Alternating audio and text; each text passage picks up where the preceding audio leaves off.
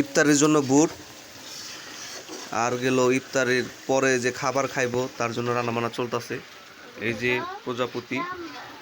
প্রজাপতি রান্তাছে, দেখতে পারতেছেন। তো টমেটো দিয়ে কি করবা? টমেটো তরকারিতে দিবা? ও বিকালে রান্না বান্না করতে হয়, তাই না? রান্না না করলে খাবো কি? দেখো বুটবাজি হয়ে গেছে, সাথে মুরগির মাংস রান্না করছি। অনেক সুন্দর হয়েছে।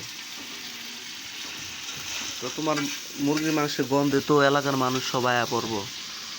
হ্যাঁ, এই যে রাস্তা দেখতে পাচ্ছেন, ওই রাস্তা দিয়ে মানুষজন আয়া পড়তেছে মুরগির মাংসের গন্ধ চিন্তা।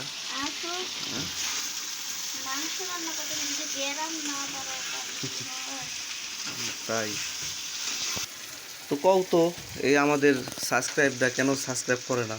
ওনাদের একটু বলো তো, যাতে সাবস্ক্রাইব করে দেয়। ওনারা ভিডিও দেখে কিন্তু আমার বন্ধু,